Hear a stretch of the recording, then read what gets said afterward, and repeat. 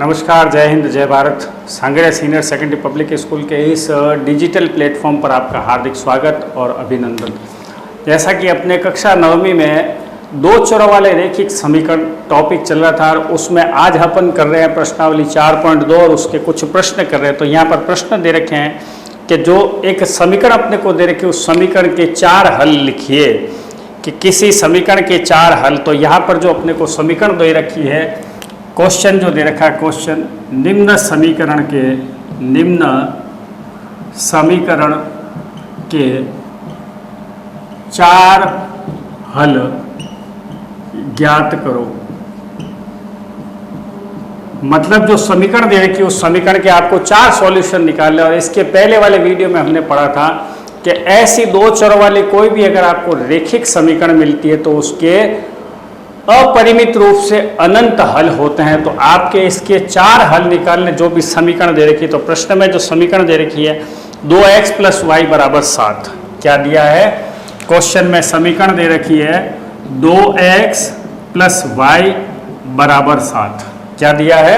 ये समीकरण दे रखे। इस समीकरण के अपने को 4 सॉल्यूशन निकालने। Find the 4 solutions of the given equations. तो ये क्वेश्चन दे रखा है अपने को, right 4 solution for the given equation के। जो आपको गिवन इक्वेशन है उसके 4 सॉल्यूशन फाइंड आउट करने हैं। मतलब 4 सॉल्यूशन इसके निकालने हैं। कि 4 सॉल्यूशन का मतलब क्या हो गया कि x के भी 4 मान आएंगे और y के भी 4 मान आएंगे। तो उसको हम 4 हल कहते हैं कि 4 मान निकालने इनके। अब मान निकालते समय हमने आपको पहले इस बात की चर्चा की थी कि जब 2 चर दे रखे तो उसमें से एक चर का मान हमें खुद को लेना पड़ेगा। एक चर का मान हमें लेना पड़ेगा और दूसरा चर का मान समीकरण से अपने आप ज्ञात हो जाएगा। मतलब पहला जो मान है वो मुझे लेना है। अब यहाँ पर देखिए, हमने पहले जो किए थे उस प्रश्न में सीधे यहीं पर मान रख लिए थे। अब इसमें थोड़ा सा हम और अपनी विधि को थोड़ा सा बदलते हैं, थोड़ा सा टेक्निक को बदलते हैं और इसके 4 मान निकालने के और सरल तरीका देखते हैं। तो यहाँ पर सबसे पहले ये देखते हैं कि जो चर राशि दे रखी है उसमें कौन सा चर है जिसके साथ गुणांक नहीं है। तो गुणांक नहीं है उसमें है चर y। तो जिसमें गुणांक दे रखा है उसका आप पहले से पक्षांतर कर दो। तो क्या लिखेंगे हम? पक्षांतर करने पर। अब पक्षांतर किसका कर रहे हैं अपन? पक्षांतर कर रहे हैं x का।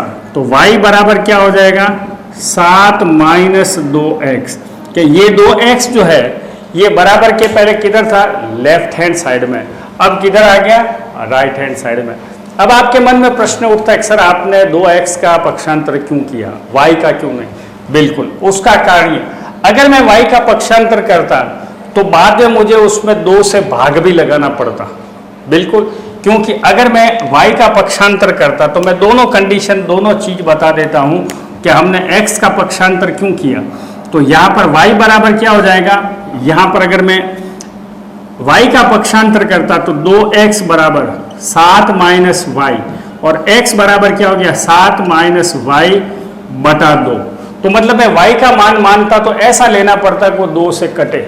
लेकिन अब यहाँ पर मुझे कुछ सोचना ही नहीं है। मैं x का कुछ भी मान लूंगा, उसमें से 7 घटाना है या जो संख्या उसमें से 7 में से उसको घटाना है। तो ये दोनों में ये फर्क है। तो जहाँ पर वेरिएबल के साथ, चर राशि के साथ गुणांक है तो उस गुणांक वाले चर का पक्षांतर पहले कीजिए ताकि हमें भाग नहीं देना पड़े। गुणा तो हम करने में एक्सपर्ट है, गुणा हम कर लेते हैं क्योंकि 4 संक्रियाएं जो होती है ना, जोड़ बाकी गुणे भागी, जोड़ बाकी गुणे और भाग की 4 संख्याओं में जोड़ और गुणा ये होते हैं सरल। आदमी जोड़ करते समय गलती नहीं करता है, गुणे करते समय नहीं करता, लेकिन घटाते समय और भाग करते समय अक्सर गलती कर लेता है, जल्दबाजी में हो जाती है। लेकिन जोड़ और गुणे में गलतियों की संभावना बहुत कम रहती है क्योंकि ये चीज इनके कंपैरेटिवली सरल पड़ती है। तो इसलिए हम भी यहाँ पर भाग की तरफ नहीं जाकर के गुणे वाले काम की तरफ जा रहे, क्योंकि यहाँ पर अगर मैं x का पक्षांतर नहीं करके y का करता तो यहाँ पर मुझे x का मान निकालने के लिए हर बार 2 का भाग देना पड़ता। अब चूंकि यहाँ तो संख्या छोटी 2 ही है इसलिए मुझे दिक्कत नहीं होगी। लेकिन अगर कोई 3 होती, 5 होती तो मुझे सोचने पड़ते हैं कि y के मान क्या लूँ। लेकिन इस कंडीशन में मुझे x का मान कुछ भी लूं चलेगा, क्योंकि ऐसी कंडीशन में या तो उसका मान धनात्मक आएगा या ऋणात्मक। इसमें दोनों हो सकते हैं, धनात्मक भी हो सकता है, ऋणात्मक भी हो सकता है और बट्टे में भी हो सकता है। तो बट्टे में होगा, और जब अपन को ग्राफ में इस चीज को प्रदर्शित करना होगा तो ग्राफ वाले मान में हम 1 2 3 4 -1 2 -3 -4 तो हम लिख सकते हैं, लेकिन अगर आपको क्या 7/5 लिखना है या 5/7 लिखना है ग्राफ के पन्ने पर, तो वहां हमको दिक्कत होगी। इसलिए जब भी हम इस प्रकार के प्रश्न सरल करते हैं, अपना प्रयास ये रहना चाहिए कि x और y के मान जो है वो हमेशा पूर्णांक में आए। किस में आए? पूर्णांक में आए। पूर्ण संख्या अलग होती है, पूर्णांक अलग होता है। पूर्णांक का मतलब धनात्मक ऋणात्मक दोनों, लेकिन संख्या पूरी पूरी होनी चाहिए। जैसे -7 चलेगा, -15 चलेगा, +15 भी चलेगा, लेकिन 15/13 अब आप इसका मान निकालोगे तो ग्राफ के पन्ने पर 15/13 को कहाँ प्रदर्शित करोगे? क्योंकि आप 1.1 1.2 1.3 तो कर सकते हो, लेकिन 1.13 आ गया तो उसको ग्राफ पेपर पे कहाँ रखोगे? क्योंकि उसमें केवल जो वैल्यूज दे रखी है वो दशमलव के 1 स्थान तक है। आपके अगर दशमलव के 2 स्थान तक मान आ रहे हैं तो उन 2 स्थानों को कैसे हम प्रदर्शित करेंगे? इसलिए यहाँ पर जब भी हम पक्षांतर की ओर बढ़ेंगे तो पक्षांतर की ओर बढ़ते समय अपने को ध्यान यही रखना है कि भाई उसका जो मान है वो पूर्णांक में आए, बट्टे में नहीं आए। तो ये वाली चीज हमारे लिए थोड़ी सी, ग्राफ का काम जब करेंगे तब हमारे लिए कठिनाई पैदा कर सकती। बाकी आप पक्षांतर किसी का भी कर सकते हो, ये आपके ऊपर निर्भर करता है। लेकिन मुझे ये वाला पक्षांतर सरल लगा, इसलिए मैं आपको ये बता रहा हूँ। अब आप चाहते हो कि सर आप y को भेजिए तो आप करके देख सकते हैं, इसमें कोई दिक्कत नहीं है। लेकिन ये जो मैं करवा रहा हूँ ये सरल चीज है। तो अब इसमें मान लिया आपने, सबसे पहले माना x बराबर 0। आप जब भी कोई मान लेते हो तो 0 से स्टार्ट कर दीजिए, वो सबसे सरल होता है कि 0 से स्टार्ट करने पर मेरे को एक वैल्यू तो सीधी सीधी मिल जाएगी, और दूसरा एक बार अगर मैं चर राशि में x को 0 करता हूं तो दूसरी बार y को कर लीजिए, तो 4 हल में से 2 हल तो सीधे सीधे से हो गए। एक बार x को 0 कर लीजिए, एक बार y को 0 कर लीजिए। कोई जरूरी नहीं कि यहाँ पर मैंने पक्षांतर उधर कर दिया तो मैं y को मान नहीं सकता। मैं मानने में y का मान भी मान सकता हूँ और मानने में x का मान भी मान सकता हूँ, क्योंकि वो मेरी इच्छा है कि मैं किसका मान मानूं। तो मैंने यहाँ पर पहले x का मान लिया, माना x बराबर 0। तो अब जहाँ पर भी x लिखा हुआ है उसके स्थान पर अपन क्या लिखेंगे? 0। y बराबर 7 - 2 × 0, तो y बराबर 7 - 0, तो y बराबर क्या हो जाएगा? 7। तो अब मेरे पास पहला हल जो निकला इस समीकरण का, पहला हल, उसका आंसर क्या आया? 0 और 7। मतलब अगर मैं इस समीकरण में x की जगह 0 करता हूं तो ये तो 0 हो गया, और y की जगह 7 बराबर 7। समीकरण संतुष्ट भी होना चाहिए। प्रश्न का मतलब यह कि जब आप 4 हल निकालते हो तो चारों के चारों मान जब मैं इस समीकरण में वापस रखूं तो समीकरण का जो लेफ्ट हैंड साइड बायां पक्ष और राइट हैंड साइड दायां पक्ष, ये दोनों बराबर होने चाहिए, तो वो समीकरण संतुष्ट होगी और वही मान उस समीकरण के हल भी कहलाएंगे। ये चीज आप ध्यान रखोगे। तो 0,7 क्या हो गया? समीकरण का एक हल हो गया। जो 2x + y बराबर 7 जो दिया है, इसका एक हल क्या है? 0,7। अब इसका दूसरा हल देखते हैं। दूसरा हल क्या होगा? ये तो हो गया इसका पहला हल। अब दूसरा जो है उसका क्या हो जाएगा? दूसरा, मैंने आपको कहा कि पक्षांतर तो मैं किसी का भी कर सकता हूं, लेकिन मान भी मैं किसी का भी मान सकता हूं। अब यहां पर मैंने x को 0 माना, तो अगले वाले दूसरे हल में मैं क्या कर लेता हूं? माना y बराबर 0, मैं ये कर लेता हूं, माना y बराबर 0। तो y बराबर 0 होगा तो इसमें क्या हो गया? y बराबर 0 तो 2x + y बराबर 7, तो y का मान 0 तो 2x + 0 बराबर 7, तो ये कितना हो गया? 2x बराबर 7। तो x बराबर कितना हो गया? 7/2। तो x का मान कितना आ गया? 3.5। तो इस तरह से x का मान क्या आ गया? 3.5 आ गया। तो अब दूसरा हल क्या निकला मेरे पास? पहले आया x का मान तो 3.5, 0, ये दूसरा हल हो गया। कि अगर मैं यहाँ पर x की जगह 3.5 लेता हूँ तो 3.5 का दुगुना कितना होगा 7, 7 में 0 जोड़ते हैं तो कितना आएगा 7। तो मतलब ये भी हल जो है इसी समीकरण का है, क्योंकि ये जब दोनों मान मैं यहाँ पर रखता हूँ तो समीकरण क्या होती है, समीकरण संतुष्ट हो जाती है। और समीकरण संतुष्ट होने का मतलब कि उसके दोनों पलड़े, दोनों साइड, लेफ्ट हैंड साइड और राइट हैंड साइड दोनों इक्वल है, क्योंकि यहाँ पर साइन किसका लगा हुआ है, यहाँ पर साइन लगा हुआ है बराबर का, इक्वल का। तो अगर ये y 0 के बराबर है तो x किसके बराबर होना चाहिए, अगर y 0 के बराबर है तो x 3.5 के बराबर होना चाहिए। यदि y 0 के बराबर है, x 0 के बराबर है तो y को किसके बराबर होना चाहिए, y को 7 के बराबर होना चाहिए, तब ये समीकरण संतुष्ट होगी। तो ये इसका दूसरा हल। अब अपन बात करते हैं इसमें तीसरे हल की। तीसरा हल क्या होगा, अब यहां पर आप इस समीकरण को वापस लो, y बराबर 7 माइनस 2x माना x बराबर 1। अब मैंने x का मान 1 ले लिया, मेरी इच्छा मैं 1 की जगह 10 भी ले सकता हूँ, 20 भी ले सकता हूँ, 100 भी ले सकता हूँ, कुछ भी ले सकना, लेकिन जहाँ तक हो संभव हो मान छोटे लिए जाए।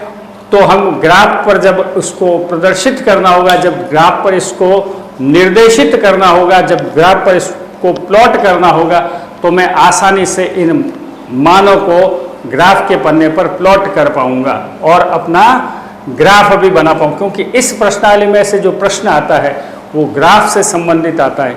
ये वाली चीज़ तो ठीक है, हमको समझनी है, इसलिए कि अगर ये चीज़ नहीं होगी तो मैं ग्राफ कैसे बनाऊंगा। इसलिए इनके विभिन्न हल कैसे निकाले जाते हैं, ये इंपॉर्टेंट चीज़ है, इसको सीखना जरूरी है।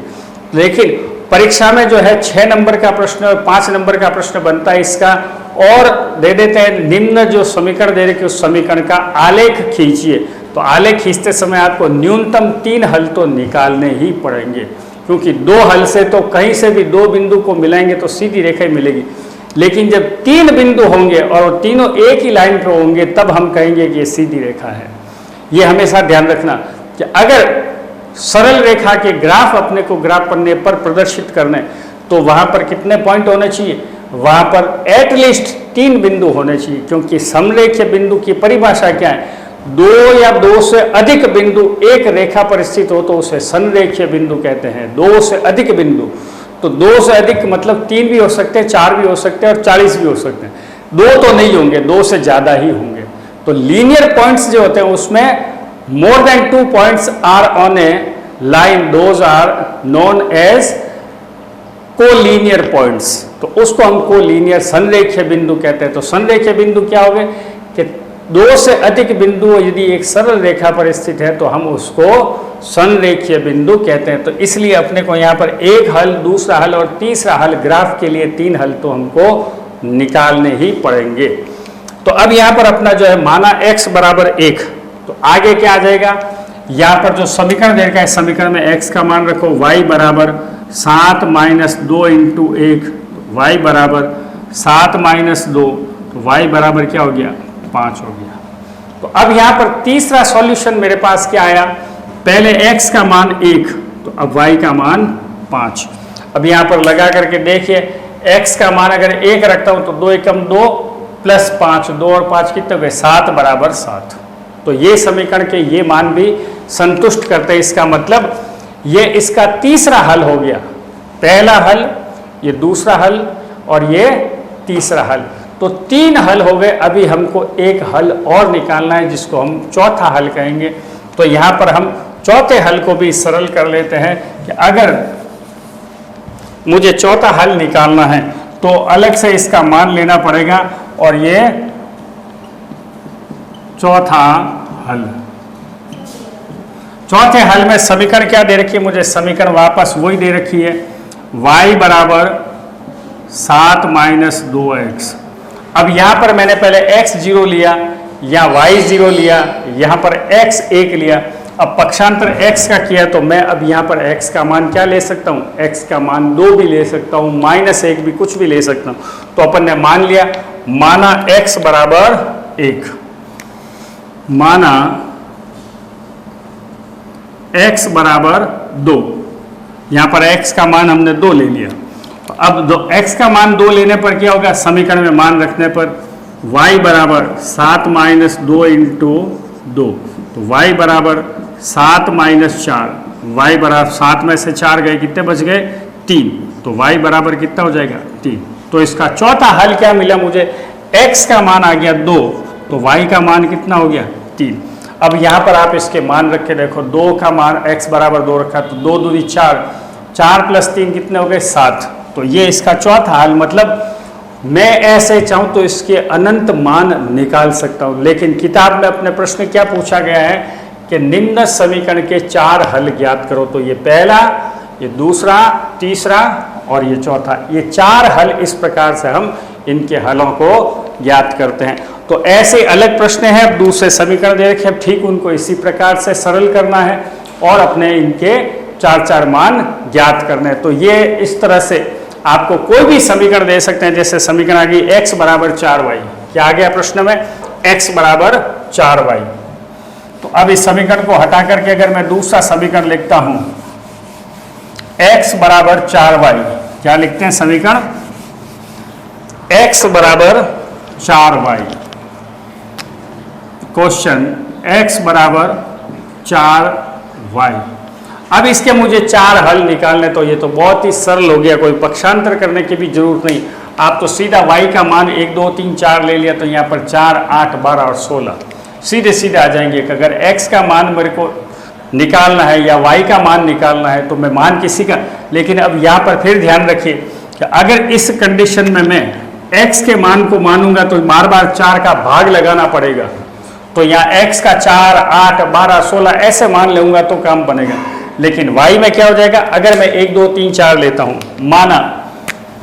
माना y बराबर 0 1 2 और 3, ये 4 हल निकालने, मैंने ये 4 मान लिए।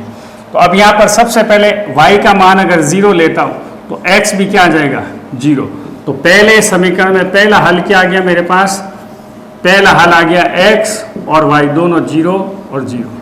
अब दूसरे में लेता हूं, माना y बराबर 1, y बराबर, ये पहला हल, ये दूसरा, y बराबर 1 लिया तो x बराबर क्या आ गया 4 इंटू 1, तो x का मान हो गया 4, तो y का मान 1, तो x कितना हो गया 4। इसी तरह तीसरे हल में क्या करना, मेरे को y की जगह मुझे क्या करना है, मान लेना है, कुछ भी मान लेना है, y की जगह ले लिया 2, y बराबर 2, ये सब क्या है माना, इसमें भी हमने x y बराबर 1 माना है, तो y बराबर 2, तो यहाँ पर y बराबर 2 तो x बराबर क्या गया 4 इंटू 2, तो x बराबर कितना हो गया 8। तो अगर y का मान 2 है तो x का मान 8 हो जाएगा।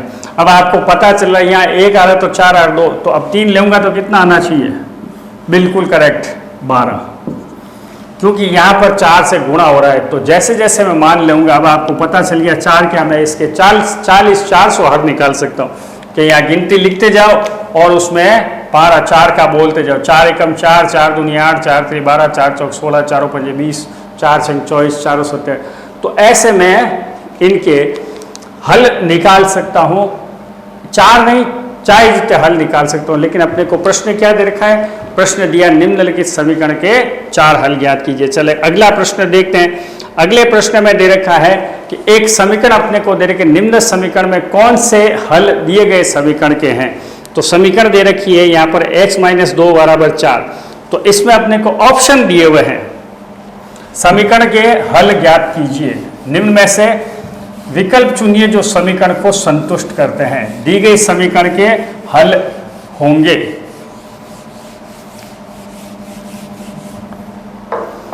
x-2y बराबर 4। क्वेश्चन क्या है, x-2y बराबर 4 के निम्न में से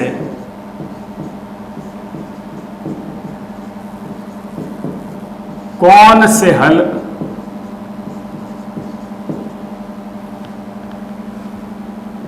दी गई समीकरण के हैं।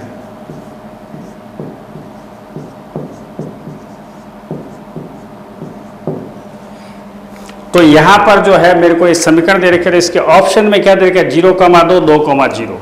पहला ऑप्शन क्या हो गया इसमें 2,0 और दूसरे में आ गया 0,2। तीसरा ऑप्शन जो दे रखा है इसमें, तीसरे ऑप्शन में इसके आंसर दे रखे 4,0। क्या दिया है 4,0। और चौथे में जो ऑप्शन दे रखा है इसमें, चौथे में ऑप्शन दिया हुआ है √2, 4√2, ये चौथा ऑप्शन। और पांचवें ऑप्शन में दिया है मेरे को ऑप्शन 1,1।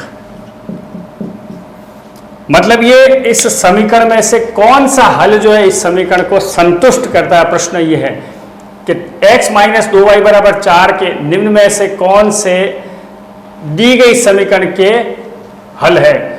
निम्न में से कौन से दी गई समीकरण के हल है, समीकरण के हल है। तो हल है तो इसमें सबसे पहले आपको क्या करना पड़ेगा कि ये जो ऑप्शन आपको दे रखा है 2,0, इसमें लगा करके देखिए 2,0 लगाने पर क्या ये समीकरण संतुष्ट होती है क्या। तो 2,0 लगाने पर x का मान 2 और y का मान 0, समीकरण संतुष्ट नहीं होती है पहले में। तो पहले में क्या हो गया आपके यहाँ पर, पहले में जो उत्तर आ रहा है इसमें x की जगह 2 और y की जगह 0 रखा, तो 2 - 0 = 4 नहीं होता है, क्योंकि 2 4 के बराबर नहीं। दूसरे में क्या आ रहा है, दूसरे में आ रहा है 0,2, तो 0 - 2 × 2 = 4, तो -4 भी 4 के बराबर नहीं होता, तो ये भी इसका हल नहीं होगा। अब तीसरा देखता हूं मैं मान रख करके, तीसरे में क्या मान दिए हुए मुझे, तीसरे में मान दिए हुए हैं 4,0। तो x की जगह रखा 4 और y की जगह 0 रखते हैं, तो ये 4 - 0 = 4 होता है। तो हाँ 4 = 4, तो मेरा ऑप्शन क्या आ जाएगा इसमें, ऑप्शन थर्ड हो जाएगा कि भाई इस दी गई समीकरण में जो इसका समीकरण का जो हल है वो कौन सा है 4,0।